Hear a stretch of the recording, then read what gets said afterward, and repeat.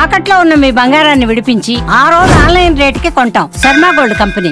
ఆంధ్రప్రదేశ్ ప్రభుత్వం నగరీకరణ పట్టణీకరణ పైన ఫోకస్ పెట్టింది. ఈ క్రమంలోనే కీలకమైనటువంటి నగరాలు పట్టణాల పరిధిని విస్తరించేటువంటి పనిలో నిమగ్నమైంది. ఈ రూపంలో చూస్తే కనుక ఇప్పటికే ఆంధ్రప్రదేశ్లో గ్రేటర్ విశాఖ ఉంది. రాబోయే రోజుల్లో greater Vijayawada, greater Guntur, greater Tirupati, greater Kurnool కూడా తయారయ్యేటువంటి అవకాశాలు కనిపిస్తున్నాయి. దీనిపైన పెద్ద ఎత్తున రాష్ట్ర ప్రభుత్వం కసరత్తు చేస్తుంది. ఈ క్రమంలోనే ఇప్పుడు గుంటూరుకు సంబంధించి ఒక అప్డేట్ వచ్చింది. గ్రేటర్ గుంటూరు ఏర్పాటు చేసేటువంటి క్రమంలో ఏ ప్రాంతాలను ఇందులో విలీనం చేయాలనేటువంటి అంశం పైన చర్చ జోరుగా సాగుతుంది. ఇప్పటికే దీనికి CM Chandrababu Naidu green signal ఇవ్వడంతో జాగ్రఫీని డిసైడ్ చేస్తే కనుక ఖచ్చితంగా నగర నిర్మాణానికి అంటే నగర విస్తరణకి సంబంధించినటువంటి ప్రణాళికని అనౌన్స్ చేసేటువంటి అవకాశాలు కనిపిస్తున్నాయి. ఒకసారి పరిశీలిద్దాం. గ్రేటర్ గుంటూరు పరిధిలోకి ఏ ప్రాంతాలు రాబోతున్నాయి, ఎందుకు రాష్ట్ర ప్రభుత్వం దీన్ని ఒక ప్రాధాన్యత అంశంగా తీసుకుంది, ఎందుకంటే విజయవాడకు సంబంధించి కూడా గ్రేటర్ విజయవాడ పైన ఫోకస్ పెట్టింది. ఇటీవలే మున్సిపల్ శాఖ మంత్రి నారాయణ తుడా అంటే తిరుపతి అర్బన్ డెవలప్మెంట్ అథారిటీ పరిధిని విస్తరించేటువంటి అంశాలపైన కూడా అధ్యయనం జరిపారు. ఈ నేపథ్యంలో గుంటూరుకు సంబంధించి ఒక క్లారిటీ వచ్చినట్టుగా సమాచారం వస్తుంది. గుంటూరు పరిధి ఏ విధంగా ఉంది ఒకసారి మనం పరిశీలిద్దాం.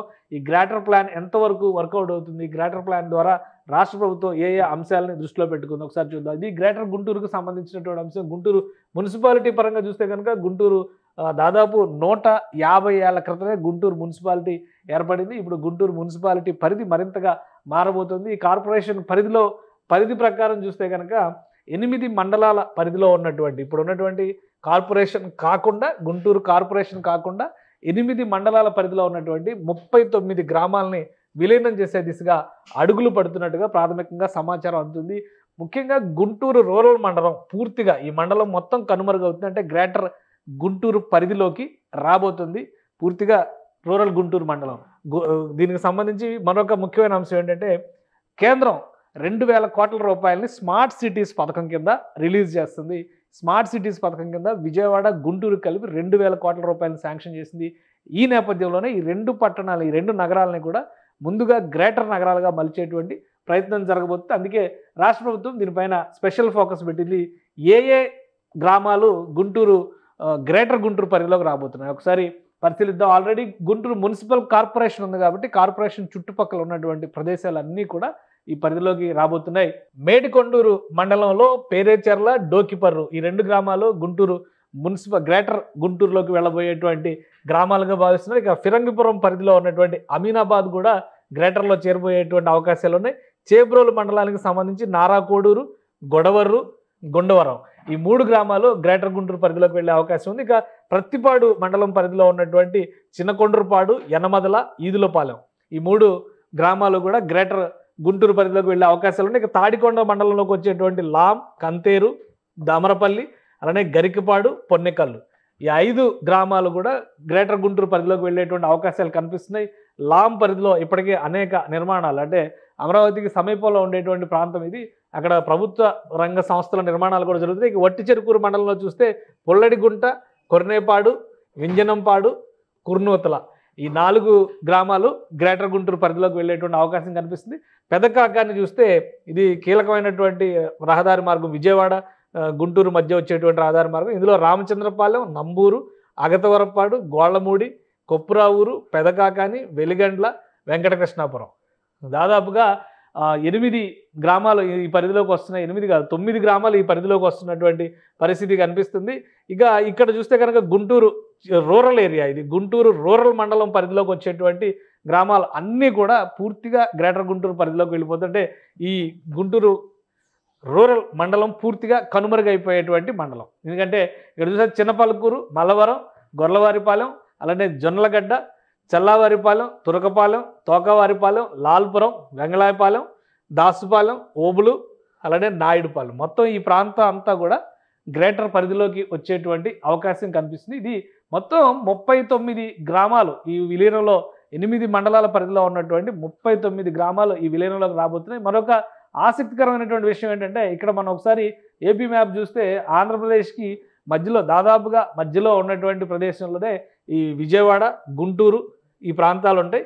అలానే ఇక్కడ మధ్యలో మంగళగిరి కనిపిస్తుంది, ఇటు తెనాలి కనిపిస్తుంది, ఇటు నూజివీడు ఈ ప్రాంతంలో ఈ పరిసర ప్రాంతాల్లోనే అమరావతి నగర నిర్మాణం అంటే అమరావతి రాజధాని నిర్మాణం కూడా జరుగుతుంది. ఆ లెక్కను చూస్తే ఈ రెండు మొత్తం ఈ సర్కిల్ అంతా చూస్తే కనుక ఒక పెద్ద అర్బన్ క్లస్టర్గా మారేటువంటి అవకాశం. అంటే ఆంధ్రప్రదేశ్కి ఒక నడి మధ్యకి వచ్చేటువంటి ప్రదేశంలో ఒక భారీ అర్బన్ క్లస్టర్గా మారిపోయేటువంటి అవకాశం కనిపిస్తుంది.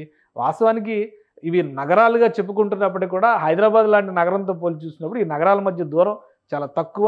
ఈ చివర బిహెచ్ఎల్ నుంచి ఆ చివర ఎల్బీ నగర్ వరకు కొలిచి చూస్తే దాదాపు 25-30 కిలోమీటర్ల దూరం కనిపిస్తుంది. విజయవాడ, గుంటూరు, అమరావతి నగరాల మధ్య, అంటే కొత్తగా ఆవిర్భవిస్తున్నటువంటి అమరావతి నగరాల మధ్య ఉండేటువంటి డిస్టెన్స్ కూడా దాదాపు అంతే ఉండేటువంటి పరిస్థితి. కాబట్టి ఇది ఒక మహానగర స్వరూపంగా మనం చూడాల్సి ఉంటుంది. ఇక్కడ విజయవాడకి గుంటూరుకి మధ్య ఉన్నటువంటి డిస్టెన్స్ చూస్తే కనుక కేవలం 37 కిలోమీటర్లు కనిపిస్తుంది. అది కూడా ఈ హైవే మీద వెళ్ళేటువంటి దారిలో ఒక గంట సమయంలోపే విజయవాడ, గుంటూరు చేరడానికి అవకాశం ఉంటుంది. అలానే ఇటుపక్కన ఉన్నటువంటి అమరావతి ప్రాంతానికి, విజయవాడకి అమరావతి ప్రాంతానికి ఉన్నటువంటి డిస్టెన్స్, ఇప్పుడు గుంటూరుకి అమరావతి ప్రాంతానికి ఉన్నటువంటి డిస్టెన్స్, అమరావతి టెంపుల్ అయితే మార్గం వేరే అవుతుంది, కానీ ఇప్పుడు నిర్మాణంలో ఉన్నటువంటి రాజధాని నగర ప్రాంతంలో చూస్తే కనుక 30 కిలోమీటర్లకు కనిపిస్తుంది. మొత్తం మీద 20-30 కిలోమీటర్ల మధ్య డిస్టెన్స్ ఉంది. ఇంకా విజయవాడ, అమరావతి మధ్య డిస్టెన్స్ చూస్తే ఇంకా తక్కువ కనిపిస్తుంది, 20 కిలోమీటర్ల లోపే కనిపిస్తుంది. ఎందుకంటే ఇది కృష్ణానదికి ఆనుకుని ఇటుపక్కన అమరావతిని నిర్మిస్తుంటే అటుపక్కన ఆనుకుని విజయవాడ నగరం ఉంది. సో ఇక్కడ ఈ ప్రాంతం అంతా కూడా చూస్తే ఈ డిస్టెన్స్ వైజ్గా చూస్తే 19 కిలోమీటర్ల లెక్క చూపిస్తుంది. అంటే దాదాపుగా 20 కిలోమీటర్లు ఈ విజయవాడ కోర్ ఏరియాకి సంబంధించి మనం పరిశీలించినప్పుడు. సో మొత్తంగా ఈ మొత్తం రేడియస్ని కనుక మనం పరిశీలించి చూస్తే ఔటర్ రింగ్ రోడ్డు ప్రతిపాదన ఏదైతే చేశారో దాదాపు 190 కిలోమీటర్ల పరిధిలో వచ్చేటువంటి ఔటర్ రింగ్ రోడ్డు పరిధి మొత్తం కూడా ఒక అర్బన్ క్లస్టర్గా ఆంధ్రప్రదేశ్లో తయారయ్యేటువంటి అవకాశాలు కనిపిస్తున్నాయి. అలానే తిరుపతిని కూడా భవిష్యత్ అవసరాలను దృష్టిలో ఉంచుకొని గ్రేటర్ తిరుపతిగా విస్తరించేటువంటి ప్రయత్నాలపైన, సాధ్యాసాధ్యాలపైన కూడా ప్రభుత్వం అధ్యయనాలు జరుపుతుంది. సో విజయవాడ, గుంటూరు, అమరావతి ఈ మూడింటిని ఒక ట్రయాంగిల్ షేప్లో మనం చూసినప్పుడు ఇక్కడ కనిపిస్తుంది. ఈ మ్యాప్లో చూస్తున్నటువంటి స్వరూపాన్ని చాలా క్లియర్గా అర్థం చేసుకోవచ్చు. ఇది గుంటూరు, ఇది అమరావతి, ఇది విజయవాడ. సో ఈ ట్రయాంగిల్ స్వరూపంలో ఉండేటువంటి ప్రదేశం మొత్తం కూడా పూర్తి అర్బన్ ప్రదేశంగా మారిపోయేటువంటి అవకాశం ఉంది. సిఆర్డీఏ పరిధి ప్రకారం, ఔటర్ రింగ్ రోడ్డు పరిధి ప్రకారం చూస్తే కనుక ఈ ప్రదేశం మరింతగా విస్తార రూపం చెందేటువంటి అవకాశం ఉంది. ఎందుకంటే దాదాపు 190 కిలోమీటర్ల పరిధి వస్తుంది కాబట్టి టోటల్ ఔటర్ రింగ్ రోడ్డు ఇప్పుడు ఏదైతే తెలంగాణ ముఖ్యమంత్రి రేవంత్ రెడ్డి ప్రత్యేకంగా చెప్తున్నారో ఔటర్ రింగ్ రోడ్డు పరిధిలో ఉన్నటువంటి ప్రాంతం మొత్తం కూడా అర్బన్ ఏరియా కింద నోటిఫై చేయాలి. ఔటర్ రింగ్ రోడ్ నుంచి రీజనల్ రింగ్ రోడ్డు మధ్య ఉన్నది semi urban, out of that మిగతా అంతా కూడా రూరల్ ఏరియా కింద కన్సిడర్ చేయాలన్నారు. దాదాపుగా అలాంటి స్వరూపమే ఈ నడి మధ్యలో ఏర్పడేటువంటి అవకాశం కనిపిస్తుంది. సో ఈ పట్టణీకరణకి ఆలంబనగా కేంద్ర ప్రభుత్వం చేసినటువంటి కేటాయింపులు, స్మార్ట్ సిటీస్ పథకం కింద 2,000 కోట్ల రూపాయలు విజయవాడ, గుంటూరు నగరాల అభివృద్ధికి ఇవ్వడం అనేది పూర్తిగా నగరీకరణకి సంబంధించి కలిసి వచ్చే అంశంగా రాష్ట్ర ప్రభుత్వం భావిస్తుంది. దీన్ని సద్వినియోగం చేసుకునేటువంటి క్రమంలోనే ఈ గ్రేటర్ గుంటూరు, గ్రేటర్ విజయవాడ నగర స్వరూపానికి రూపకల్పన చేస్తుంది. మధ్యలో ప్యారలల్గా జరిగేటువంటి అమరావతి నిర్మాణంతో ఈ ప్రాంతం మొత్తం కూడా ఒక మహానగరంగా రూపాంతరం చెందడానికి ఇప్పటి నుంచే బీజం వేసే ప్రయత్నం చేస్తుంది ఆంధ్రప్రదేశ్ ప్రభుత్వం. ఇది కనుక అమల్లోకి వస్తే విజయవాడ, గుంటూరు, అమరావతి నగరం దాదాపుగా ట్రై సిటీస్గా ఆవిర్భవించేటువంటి అవకాశం ఉంది. ఎందుకంటే ఇప్పటికే హైదరాబాద్, సికింద్రాబాద్ అనేటువంటి చర్చ వచ్చినప్పుడల్లా విజయవాడ, గుంటూరు జంట నగరాలు అనేటువంటి చర్చ వస్తుంది. విజయవాడ, గుంటూరు మధ్య ఏ ప్రాంతం అయితే గ్రామీణ ప్రాంతంగా ఇంతకాలం ఉందో అమరావతి నగర నిర్మాణం తర్వాత ఈ ప్రాంతం మొత్తం కూడా ఒక నగరంగా రూపాంతరం చెందుతున్నటువంటి పరిస్థితి ఉంది. కాబట్టి గుంటూరు, విజయవాడ అలానే అమరావతి ఈ మూడింటిని కలిపి చూసినప్పుడు ఒక ట్రై సిటీ త్రిపురాలు అంటే 3 నగరాలుగా మారేటువంటి పరిస్థితి ఆంధ్రప్రదేశ్ నడిబొడ్డున జరగబోతుంది. దానిలో మొదటి అడుగుగా ఈ గ్రేటర్ మున్సిపాలిటీలు, greater municipal corporations, greater Guntur, greater Vijayawada కనుక ఫామ్ అయితే ఆ పరిధి మొత్తం కూడా ఒక మహానగర స్వరూపాన్ని తలపించే విధంగా అభివృద్ధి చెందే అవకాశం కనిపిస్తోంది. సుమన్ టీవీలో మీ పర్సనల్ అండ్ బిజినెస్ ప్రమోషన్స్ కోసం కింది నెంబర్కి కాంటాక్ట్ చేయండి.